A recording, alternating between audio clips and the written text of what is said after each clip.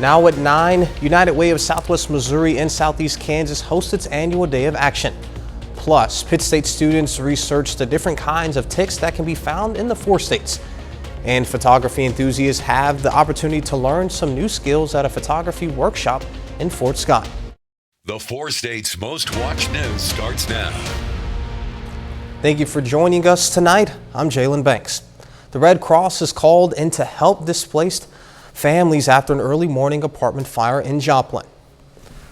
The call came in around 6:30 this morning at the Michigan Place Apartments at 1502 South Michigan Avenue.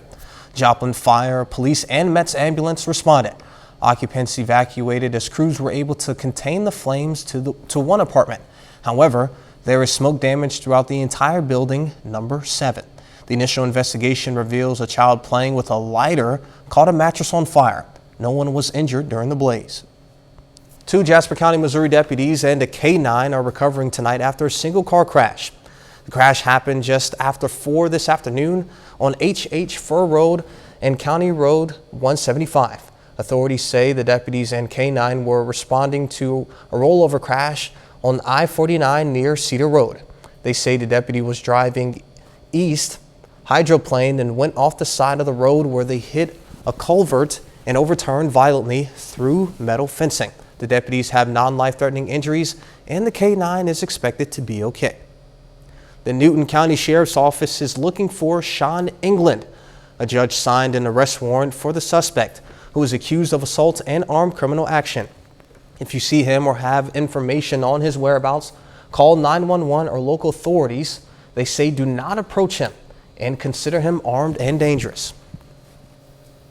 And now we go to weather. Sam Lane joins us with the first look. All right, thank you very much, Jalen. It's been a pretty hot day across the 4 states, and there's some severe weather going on way out to the west in western Kansas, where tornado warnings are in effect for the panhandle of Oklahoma, and also some severe storm warnings down in southwestern parts of Oklahoma. UV index forecast for tomorrow is going to be extreme, about 11 on the scale of 0 to 12, and that means less than 10 minutes before you start burning up out there. Hat, sunglasses, sunscreen, and you want to find the shade and limit your time outside. One of the places you might want to consider is the lake. Grand Lake right now, right at normal at 744. Over at Table Rock, they're about 1.5 feet above normal right now.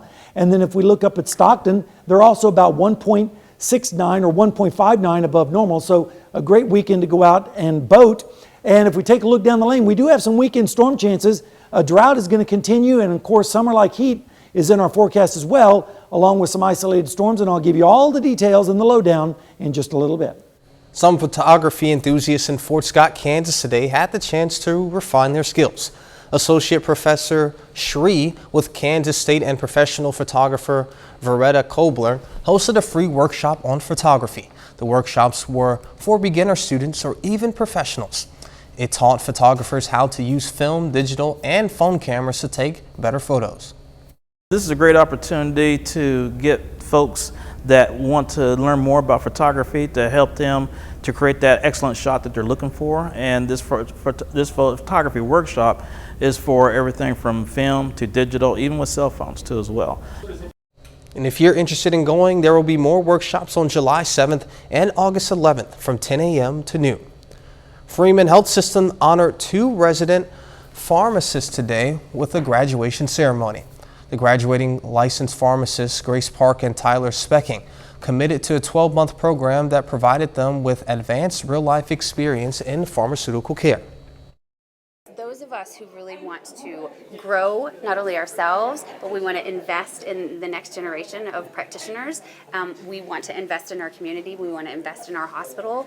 And it's just really great to celebrate this evening. To be a cancer pharmacist. And so I'm moving forward to the Springfield area at the Cancer Center with Cox, and I'll be one of the oncology pharmacists there.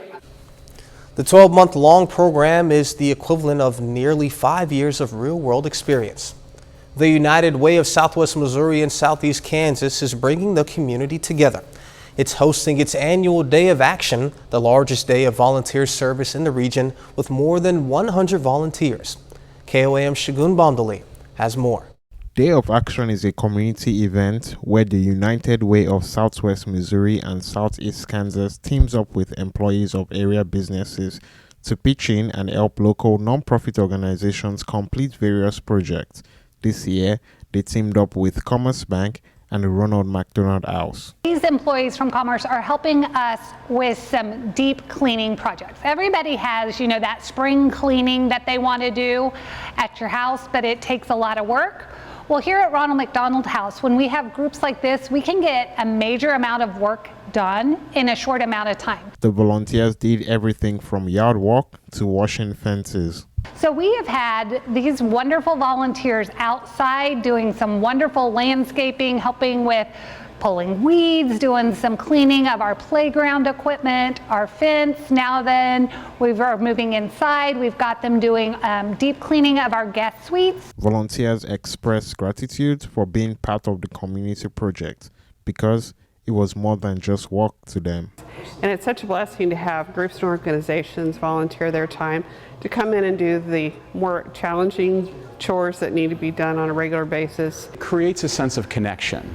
It's very easy for us all to get wrapped up in our everyday lives and stay focused just there, but this is a way that we can come out into the community, do real work with organizations that are doing that work every day and have that sense of connection and make us want to come back and do more. In Joplin, Shogun Bamdele, KOAM News. More than 15 people volunteered to clean the Ronald McDonald House of the 4 states. And coming up, looking for some answers. The search for the Titan submersible may be over, but there are lingering questions about what caused this catastrophic implosion. I'm Mike Tobin in Newfoundland, Canada. That story coming up. President Biden joined pro-choice groups Friday to rally voters 1 year after the Supreme Court struck down Roe v. Wade, sending the abortion issue back to the states to decide, and they are deciding. Red states are passing strict abortion laws while blue states are opening up abortion access, and that impact is far-reaching. Fox News correspondent Madeline Rivera reports from Washington. Last year, a monumental Supreme Court decision overturning 50 years of precedent shook the country's landscape. On the anniversary of that ruling, Americans are still navigating the consequences without Roe v. Wade, at times making tough decisions. It's always hard moving to a new place. Dr. Kylie Cooper is a maternal fetal specialist. She and her family were based in Idaho until the state passed a near-total abortion ban. Cooper was worried. The real risks of getting charged with a felony, the real risks of prison, and how that would look for my family and for my career. So she packed up and moved with her family to Minnesota. Cooper is not alone. About 20% of OBGYNs say they felt constrained in their ability to care for miscarriages and other pregnancy-related medical emergencies since Roe v. Wade was rolled back. We all truly just want to care for patients and do the right thing for them. Democrats are using the issue to drive voters to the ballot box. MAGA Republicans have made clear that they don't intend to stop with the Dobbs decision. But several Republican presidential candidates are doubling down, saying the highest court made the right call. Let's also pray for our Supreme Court justices as they weather the storm of criticism for protecting innocent life. The Planned Parenthood Action Fund endorsed President Biden's re-election on Friday, underscoring how important the issue is to Democrats in 2024. In Washington, Madeline Rivera, Fox News. Meteorologist Sam Lane is back with us with a complete look at the forecast and later. The Midwest Mustangs are back in action today, looking to move forward in a regional competition. John Dales will have that and more in sports.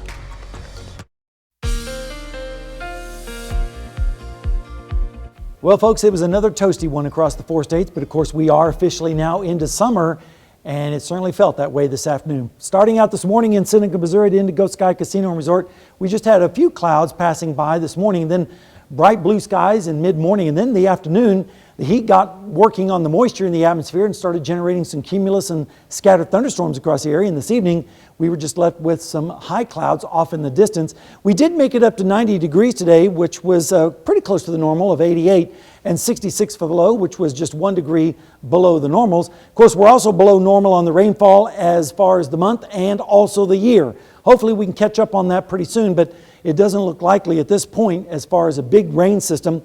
Out to the west, we do have some storms, especially in southwestern Kansas. Tornado warnings being issued right now for the panhandle of Texas and Oklahoma, as well as southwestern Kansas. Also some storms along the Red River. We had some storms earlier in southeastern Oklahoma, but those are now all gone, including our area. We had a few scattered showers, but they dissipated pretty rapidly as well. Temperatures are in the 80s right now, a few 70s over there to the east in Monette and Cassville for some of the coolest readings. Meanwhile, out towards the west, it's still 83 degrees at this hour for our friends in Chanute. Rain chances are going to be low through the overnight hours, but they would pick up a little bit as we head towards the sunrise period of time. And then tomorrow afternoon, again, scattered showers and storms are going to be possible, but it's not going to be widespread. In fact, we're looking at temperatures tonight in the 70s with isolated storms possible, mainly out towards the west. And then as we go through the day tomorrow, we're going to see the best chance of rain will be on the Missouri and Arkansas side, especially just east of the I-49 corridor, with highs in the low 90s pretty much everywhere. And it's going to feel a little bit steamy out there too. And then Sunday morning, mostly fair with 60s up towards the north and west and 70s down to the south. And then as we head through the day on Sunday, we could see some redevelopment of storms, especially down towards the south. And it's going to feel a little bit more comfortable as the dew points are going to be drying out a little bit, with highs still in the low to mid 90s. And then as we go into Monday morning, we're going to see more drier air coming in on northwesterly winds, so we'll feel a little bit more comfortable out there with lows in the mid 60s. Rainfall amounts are not going to be all that impressive. We're going to see very few and far between thunderstorms and lighter amounts, especially towards the west, heavier amounts towards the east. So hopefully we can get under one or two of those thunderstorms over the weekend. Ridge of high pressure is going to be shoved a little bit further to the west this weekend. That's what's going to allow these pieces of energy to roll across our area, generating the showers and storms. But notice as we go into Monday and Tuesday, the ridge of high pressure comes right back, and boy does it come back with a vengeance. We're looking at temperatures approaching 100 degrees as we go into the forecast. And here it is.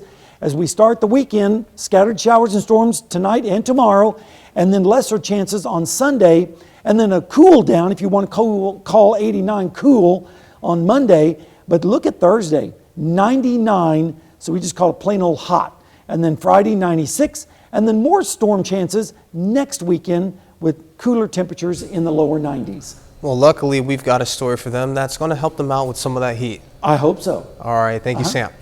Summer, as you all know, officially kicked off on Wednesday. And in the 4 states, that means it's going to get pretty hot. KOAM's Fernanda Silva shows us how you can keep hydrated throughout the hot summer months. Hunter Philippi is only going to 5th grade, but he already knows his favorite way to make sure he's enjoying the summer while also keeping himself healthy on the hot days. Pools, because we can swim around and cool ourselves off whenever we're hot. For those who can and for those who cannot enjoy a refreshing pool, specialists advise applying sunscreen, seeking shade, and drinking enough water when outside. For adults, while it might sound tempting drinking a beer or a cocktail, they might not help as expected. If you drink sugary drinks or alcohol, that will actually make dehydration worse. So you want to make sure that you're hydrated with plenty of good water. Not only what you drink, but also what you wear can help you keep yourself cool in the summer. Wear plenty of good sunscreen and maybe a hat to protect your ears and head. Wear light colored clothing. You need to take frequent breaks, especially if you do begin to feel ill, a little lightheaded, feel like the heat's kind of getting to you. Make sure you get back inside and cool off where you can. Heat-related illness might have different signs and symptoms, but here are some things to keep an eye on. If your skin color and pulse changes, you feel dizzy and nauseous, and in more extreme cases you pass out, you should get medical help. It is important to remember that a heat stroke is a medical emergency. You want to make sure that if you start feeling symptoms of heat, get inside, get cooled off, get plenty of liquids. In Neosho, Fernanda Silva, KOAM News. Besides making sure that you're hydrated, take care of your kids and pets. Don't leave them unattended in cars, and when going for walks with furry friends, don't forget to take them to get some water. And coming up, retail crime has hit a record high. We'll take a look at how businesses are planning to control the crime. Retail crime is at a record high, and thieves have gotten bolder. People walking out with armfuls of items, some paid for, some not. Fox News multimedia reporter Ashley Soriano is in Las Vegas with more on that story. The online resale market, especially for luxury items, grew during the pandemic. That and people are penny pinching for everyday items. Experts say big and small businesses alike can't afford the losses. Welcome in. I've had a lot of stressful situations where me or like one of my coworkers have gotten hit trying to get stuff back. We have people who completely fill up their hands and just run out. No care in the world.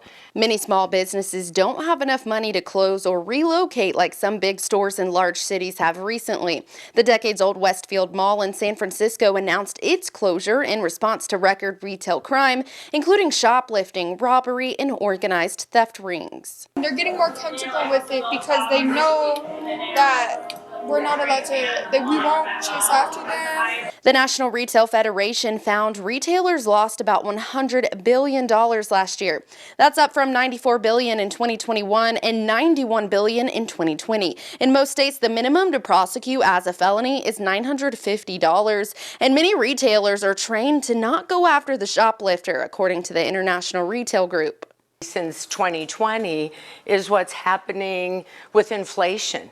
People don't have as much money, but they still want to have those items, and they know that retailers aren't going to prosecute and that they're not going to go after them. The stores that decide to stay open have had to make some changes. Eden Sky, a locally owned boutique in Las Vegas, hired private security, closed fitting rooms, placed more expensive items on higher shelves, and enhanced employee training. When we're managing operations for stores, we've had to beef up our staff because you just can't have one person work anymore. Retailers like Walmart have also started locking up everyday items like shaving cream. So what can business owners do? The International Retail Group suggests installing plenty of security cameras and mirrors around the store, moving the register to the front, and staffing multiple people per shift. In Las Vegas, Ashley Soriano, Fox News. Up next, an original dress from a popular movie from 1977 is going up for auction. We'll take a look at what the dress is and where it's from. A family-ran zoo in Caney, Kansas is still growing since appearing on Animal Planet. KOAM's Amber Jenkins has more. Caney, Kansas is home to lions, tigers, and bears, but thankfully they're in the local safari. Tom Harvey has been building the Safari Zoological Park since 1989. So we've gone from being something that people find out on their way to a destination to becoming a destination, which is really pretty exciting because we do have a good selection of animals now, and we have a 100% satisfaction guarantee on your experience here at the park, so all you have to do is let us know. According to TripAdvisor, the Safari Zoological Park is the top thing to do in Caney. The safari won the Traveler's Choice Award for 2023. I said, how'd you find out about us? He said, I found you online on TripAdvisor. And I was thinking Travelocity or something. And I was like, really? And he pulled his phone out and he said, here you are right here. And we had like 10 or 12 reviews. They were all really good. And I was like, well, that's kind of cool. Harvey and his family built the safari themselves with little help. Their next project is expanding the safari from 6 acres to 10. It's frustrating sometimes because you don't get to build something the way you'd like to build it because it's going to cost too much. But with the way we do it, we just do it ourselves and may not know exactly how to do it, but I might know somebody that does and ask a lot of questions, watch some YouTube possibly, and go give it a good shot. Harvey's love for animals started back when he was 8 years old with his pet monkey, and now he shares his passion with his family. I would have never imagined of doing this. My mom and my dad came here with me and my sister, and my mom said, this is great, I want to work here. Carly loves developing a bond with the animals, and it's hard for the animals to let her go. Here with her family, human or other, she can be herself. Some people at school are jealous or happy for me, or some people bully me because they say, like, you live at a zoo, you do this and that, but it doesn't really bother me that much because, I mean, it's really nothing to them. Reporting in Caney, Amber Jenkins, KOAM News. The Safari Zoological Park in Caney has been featured on Animal Planet, NBC's Today Morning Show, and more. There's a new guard on duty at a park in Springfield, Missouri. The coyote decoy It's a coyote decoy. Administrators at Nathaniel Green Park recently placed it on a peninsula in Lake Drummond. They're worried about geese droppings staining newly poured concrete near a new mosaic sundial. Administrators hope the fake coyote will keep Canada geese away. Park administrators are asking visitors to do their part by leaving the decoy alone. If you see someone looking for ticks in a local park, don't be alarmed. One Pitt State professor is working to learn more about the insect. Jasmine Knight has the story. It all started 7 years ago. Dr. Anurada Ghosh spearheaded a research project that involved ticks. Her goal was to determine what species are in the 4 states area and what diseases they carry. This is kind of hotspot because of the temperature and humidity. All those things makes this spot favorable for tick activity. So the main goal is to make the people here aware. Since 2009, experts recorded over 60 cases of heartland disease in the Missouri and Kansas area. Symptoms of tick-borne illnesses include fever, rash, aches, or pains. The viral tick disease symptoms, they overlap with other viral diseases, so it's hard to detect. So people don't go to the physicians when they are exposed immediately. If you have an immediate treatment, then they are all curable. Even though Ghosh spearheads the research, nothing would be complete without the help of her research students. For the students, this project is very immersive. I was pointed in the direction of Dr. Ghosh, and this was, as Braden said, a really all-encompassing project that you do stuff in the field as well as the lab and get to work with a lot of different things. Students can conduct research in the lab or in the field. Both require a high level of supervision. We've used flagging and dragging, where we use a cloth to get ticks off the edge of grass blades. And we've also done dry ice traps, where we've placed a piece of cardboard on the ground, as well as we put dry ice there, which releases carbon dioxide, and that simulates like a human breathing. As far as tick prevention, Ghosh advises to wear long, light-colored clothing, bug spray, and avoid high grassy areas. So whether if you're out exploring the wilderness or just at the park with your kids, remember to protect yourself from ticks. Reporting in Pittsburgh, Jasmine Knight, KOAM News. Once you come inside, be sure to check your body for ticks and, of course, shower. A bit later, Oklahoma schools may have to hang the 10 Commandments in their classrooms starting this fall. We'll have the details. The white Princess Leia gown that Carrie Fisher wore in Star Wars: A New Hope in 1977 is up for auction. It's estimated to sell for up to $2 million when bidding closes on June 28th. It is reportedly the only Princess Leia costume known to still exist from the original film. Costume designer John Marlowe created the gown and went on to win an Oscar in 1978 for his work on the film. Fisher wore the gown during the film's final scene, while in the throne room, as she bestowed Luke Skywalker and Han Solo their medals of honor. 30 more minutes news, weather, and sports coming your way. Coming up, there's a big expansion about to open up at a local zoo. We'll have a look.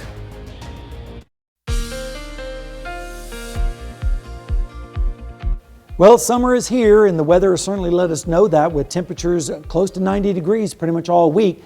Right now, a beautiful evening down in Seneca, Missouri at Indigo Sky Casino and Resort. Mostly fair skies, and that's going to continue through most of the night. We do have a chance of showers, though, and we'll get to that in the forecast. But we did make it up to 90 degrees today in Joplin, which was a hair above normal, which the average is 88.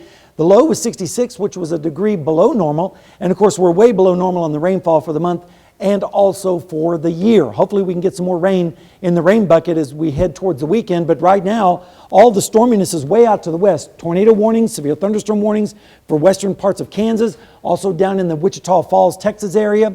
We did have some storms closer to us earlier today in southeastern Oklahoma, but those are now all gone. We even had a few showers out in southeastern Kansas, but once the sun starts to go down, those go away as well. Temperatures right now are in the 70s off to the east in Monette and Cassville, but notice out to the west it's still 83 degrees right now in Chanute and 80s pretty much everywhere else.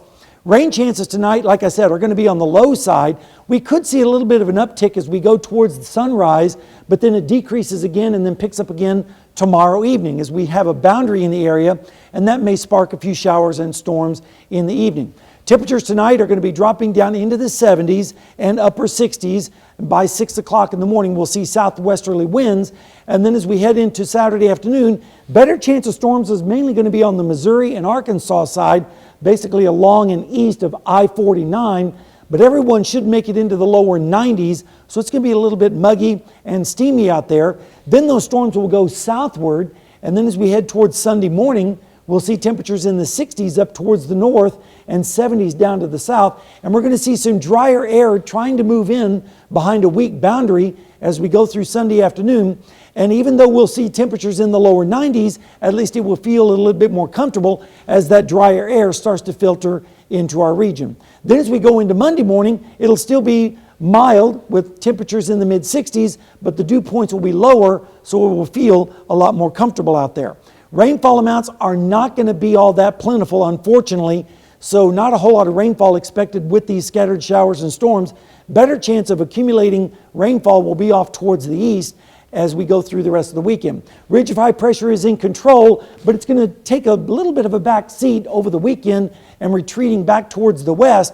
But then as we start Monday, here comes the ridge again, and boy does it build in, and that means we are going to see a return to some very steamy and close to the century mark temperatures for high temperatures in the afternoon.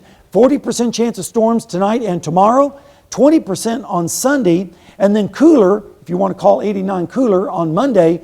And then we start to warm back up as we head towards Wednesday morning with a chance of storms. But check out Thursday, 99. I just couldn't bring myself to forecast 100. And then 96 on Friday. And then more storms maybe next weekend. Definitely not looking forward to those temps. But yeah, thank you, it is Sam. summer, that's for sure. All right, after the search for the missing tour submersible came to a tragic end, the multinational operation in the North Atlantic is now winding down. It comes as new questions emerge about how and why this disaster took place. Fox News senior correspondent Mike Tobin has more. One day after pieces of the Titan sub were found on the ocean floor, air and sea assets involved in the search are drawing down. A statement from the Joint Rescue Coordination Center reads, quote, rescue assets will return to base to regenerate search and rescue capability and prepare for future search and rescue events. Coast Guard officials say they will continue to investigate the debris field as they piece together a timeline of what happened. Search and recover as much as they can, given the weather conditions and the provisions of all the equipment and all the people that are out there. The U.S. Navy confirms that its acoustic system may have picked up the Titan's fatal implosion shortly after the vessel lost contact with its launch ship on Sunday. But officials say at that time, the sounds were not definitive. It's very possible that, like some other things, these sensors picked this up, but they didn't realize what they were listening to or heard and had no indications. Meanwhile, Titanic movie director James Cameron says he wished he sounded the alarm sooner on safety concerns surrounding the Titan sub. He compared the vessel's tragic ending to that of the Titanic. It's about warnings that were ignored. The captain was warned. There were icebergs ahead. It was a moonless night. And at the same place, you know, now there's one wreck lying next to the other wreck.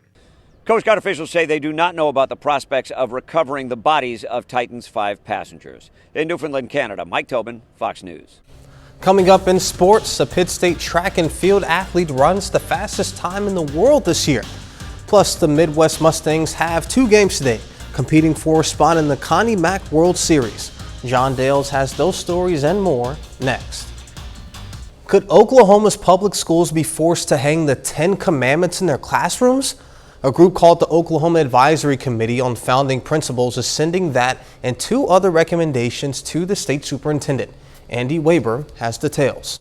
What we're going to continue to do is to make sure that faith isn't being persecuted in our schools. State Superintendent Ryan Walters talking with reporters Thursday after a group of religious leaders sent 3 recommendations for the State Board of Education to consider. They include protecting moments of silence in public schools, which is already allowed, require the 10 Commandments be hung in all classrooms, and require a course on Western civilization. Walters telling reporters he supports protecting that daily moment of silence, but not taking a position on the other 2 quite yet. We're looking at the other recommendations, and we'll be coming back soon with other actions around the other recommendations from the committee and how we can continue to support our kids. We have much bigger things to kind of dig into when it comes to education here in Oklahoma. State Rep Jacob Rosecrans, a Democrat from Norman, used to be a teacher and argues the department is focused on the wrong issues. He says requiring the 10 Commandments be hung is not going to help teach kids. Well, first of all, I believe that's unconstitutional. Second of all,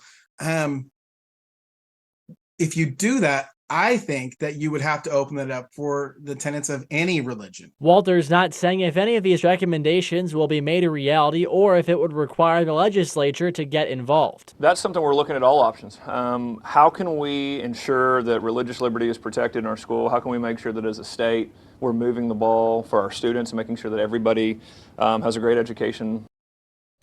The average test scores for 13-year-olds are still on the decline. That's according to a new report from the National Assessment of Educational Progress.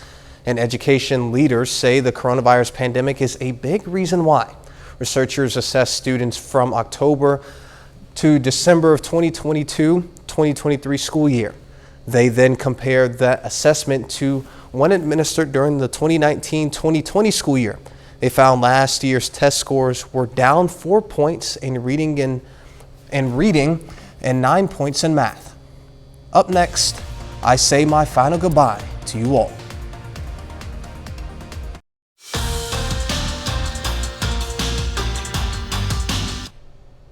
It's not every day that an athlete from the area is #1 in the world, but today, right now, that's true with Pitt State's track and field Cordell Tinch. This afternoon, he took first place in the 110-meter hurdles at the Arkansas Grand Prix, finishing in 12.96 seconds. And to put into perspective just how fast that is, not only did he get first place, Tinch set the facility record at the University of Arkansas while also running the fastest time from any collegiate athlete in history and the fastest time in the world this year. It really is incredible. We'll keep you covered all summer on Tinch's progression with U.S. championships and world championships later down the line. Meanwhile, back here, the Midwest Mustangs, a travel baseball team loaded with the best of the best, local high schoolers that either just graduated or are just entering senior year, continue to compete in a regional qualifying tournament today. Yesterday, the Mustangs fell to a team from Texas in their opening game, but have 2 more contests today to try and advance from the group stage of the tournament. Starting the day at Joe Becker Stadium in Joplin, the Mustangs taking on the Springfield Aces. And in the top of the first, Missouri Southern's Cy Darnell gets the offense going with a line drive into the outfield. That'll find some grass, and it'll score 2. Emporia State's Logan Myers comes in easily right behind him. Butler Community College commit Alex Custer slides in safely. That 2-run single puts the Mustangs up 2-0, and then we go ahead to the 3rd inning. Same score up until Colt Ungehauer from a Fort Scott Community College commit gets a good piece of that ball, sends it off the fence, and brings Myers in to score. Mustangs take a 3-0 lead at that point. Later in the game, up 7-0 when Ungehauer does it again. Goes right back to the same spot. 2 more runs come in to score. Mustangs got up to a 9-0 lead. No problem on the mound either. Logan Myers gets a couple of strikeouts, looking one in the 2nd, the other in the 5th. Mustangs dominate not only Game 1, but also Game 2, and are looking forward to the rest of the weekend. We were really just hitting the ball well, and our guys threw good today. I mean, we threw a lot of strikes, got a lot of outs, so just most improved was hitting the ball better than yesterday. So. Well, I thought we hit some balls on the screws just right at guys yesterday and left 13 on. Today we just got balls a little flatter and they fall that way and find ways through. And so really no big adjustment necessarily other than maybe 6 feet to opposite side of somebody. While the Mustangs were playing on their home field, the Joplin Outlaws have been getting their season back on track while on the road. Tonight wraps up a 6-day, 7-game road trip, of which the Outlaws have won their last 4 entering today. Yesterday, Joplin shut out the Carroll Merchants thanks to an excellent pitching performance from Chris Massey. Tonight, though, the Merchants have broken through in a big way. 15-5 the final score. Game gets called after 7 innings because of the run differential. This one in trouble from the start. Carroll scores 3 in the first, 3 more in the 3rd, then 4 in the 4th inning. And over to pro baseball, the Royals had one of the most impressive wins of the season last night. They go on the road and take down the Rays, who have the best record in baseball. Tonight, Hoping that Lightning can strike twice, trying for a second consecutive win, their third in the past 4 games. Not quite as fortunate this time around, though. The Rays blow them out 11-3. They hung tough for the first few innings, but Zach Greinke gets tagged for 7 earned runs. 4 of those come in the 5th inning. More than enough for Tampa to get a victory. These two teams finish out the series this weekend. That's all for sports. We're back with more news after this. For those of you that may not know, today is my last day at KOAM Fox 14, and it's been a ride. I started working at KOAM less than a month after my last football game at Missouri Southern as a quarterback in December of 2021. My first day, I walked into the newsroom and I wasn't sure what to expect. I soon learned the importance of the job that is working in news, how our viewers rely and depend on us for integral and accurate storytelling, how you guys look to us for entertainment, and how you all inviting us into your homes every morning, afternoon, evening is an honor and privilege. And I want to thank you all at home, our viewers, for taking me in, allowing me to learn and grow, and letting me tell and share your stories. And to my coworkers, you all have impacted me in ways that you'll never know. There's a lot of names from the time that I've been here, so I have to thank them all. So hold on, it might take a bit. Dow, Jacob, Doug, Chris, Michael Hayslip, Tanya, Amber, Danny, Sam, and everyone else on there. It's been a pleasure working, learning, and befriending all of you. To the people behind the scenes that are just as important to those of us that are on camera. Dobbs, Jake, Stacy, Malik, friends, Kale, Britt, Steph, Dylan, Ron, Andre, Courtney, the Paytons, and most importantly, Helen, our secretary that graciously made popcorn for us every single day. And to those of you that I didn't name or weren't pictured, you know who you are. I thank you as well. And thank you to everyone, and I mean everyone, that has been a part of my journey here at KOAM. I will cherish all of the memories, the laughs, conversations, and whatever else that can be thrown in there. I will love and miss you all dearly. And some people have been asking as to where my next journey is, and it'll be in Madison, Wisconsin at WISC TV News 3 Now. But again, thank you all.